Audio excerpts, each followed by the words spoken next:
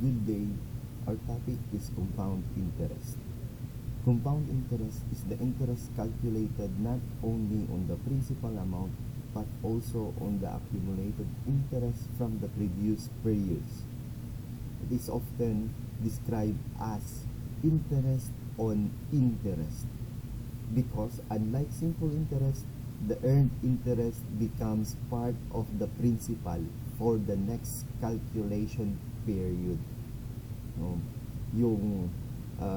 From simple interest, yung interest niya dinagdag sa principal amount, tapos yung total amount niya, yan na naman yung tinubuan. So yun yung nagiging bagong principal.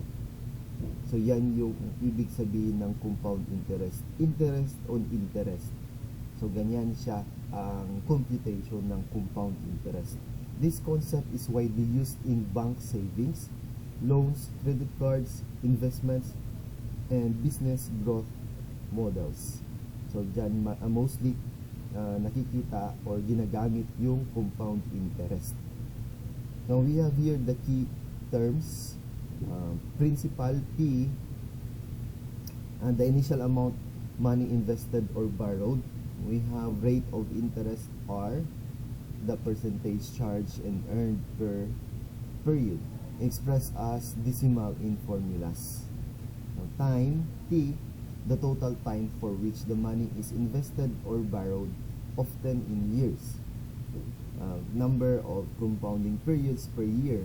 N, how many times in a year the interest is compounded: annually, semi-annually, quarterly, monthly, or daily. So depende kung ano yung N natin. So, and we have here the amount. A, the total accumulated value after interest. Then the compound interest. CI, the total interest earned or paid over the time period.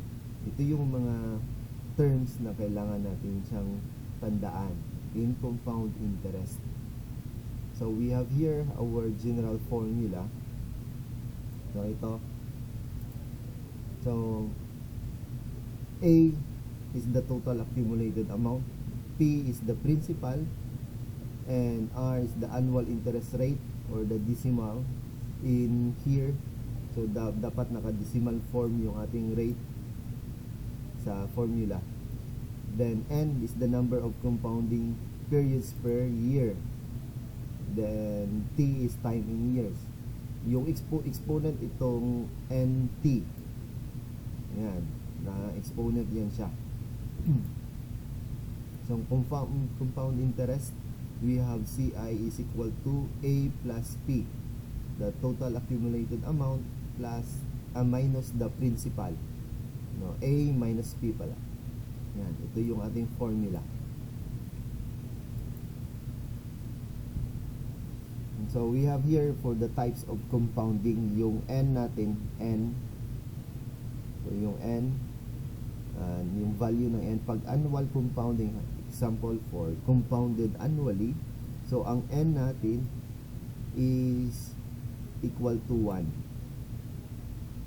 N is equal to 1. If it is semi-annual compounding, so in a problem, so that is compounded semi-annually. So the interest is added twice per year. N is equal to 2. Quarterly compounding, interest is added 4 times per year. N is equal to 4. If it is monthly compounding, interest is divided by added 12 times per year. Yan. N is equal to 12. If it is daily compounding, interest is every day. N is equal to 365. Yan siya. If it is continuous compounding, so here is the formula. Pag continuous compounding, hindi siya matapos. We have P is the principal. Ang E natin, ito yung Euler's number, E. And this is the approximate value. We have 2.71828. Yan yung gagamitin natin na E. Yung population, like population growth. Yan. So, ito yung ating formula. Exponent natin itong RT. Yan. Exponent natin yan. Tapos yung E, ito yung value ng E. Tapos yung principal amount. Yan yung mga value natin dito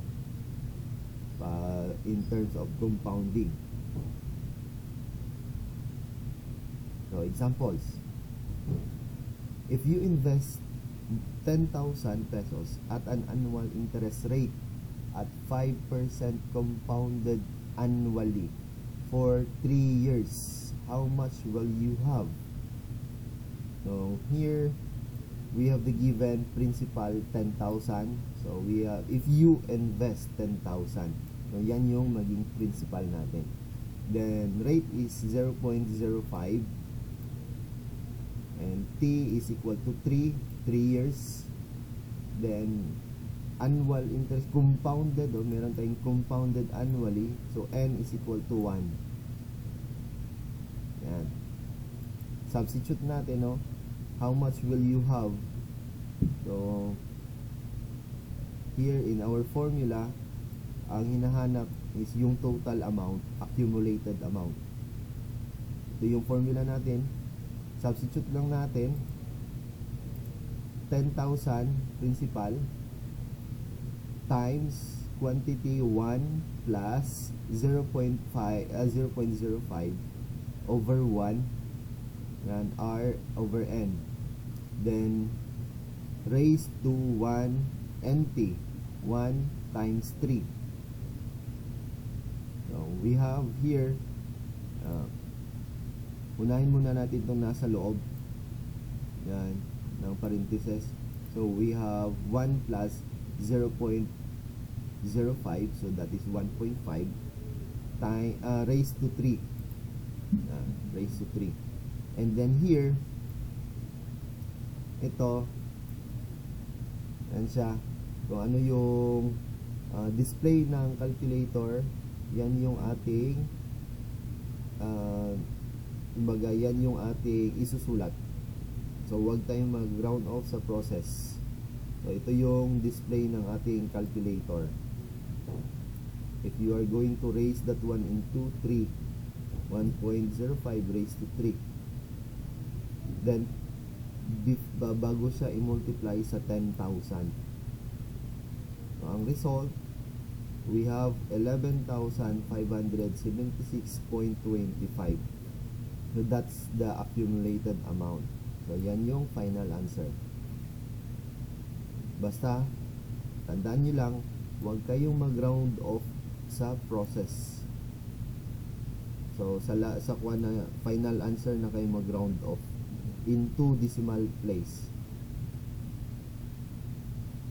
Number 2, at 20,000 pesos is deposited in a bank that offers 5% annual interest compounded quarterly for 3 years.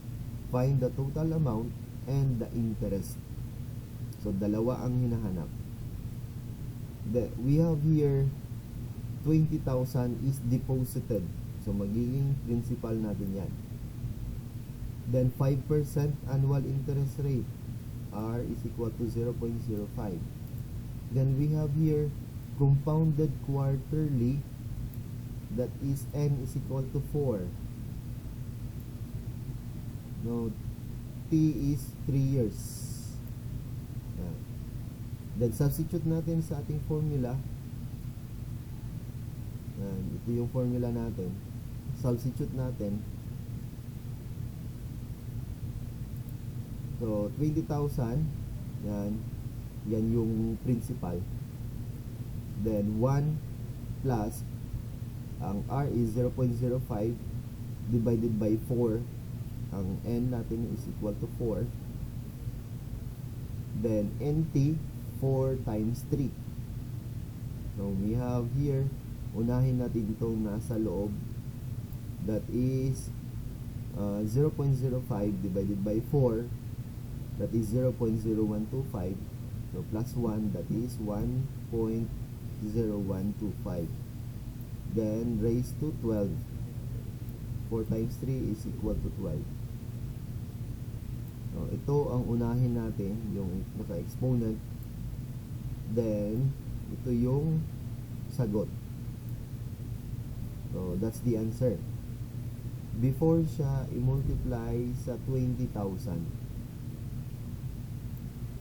So ilista lahat, walang miss. Kung ano yung display ng calculator, yan yung isusulat. So dapat walang mag-round off sa process, kasi pag mag-round off ka sa process, may magkakaroon ng difference. So dapat walang na-miss. So dito na kayo mag-round off sa final answer. So that's the compound amount. That's the compound amount. Ito.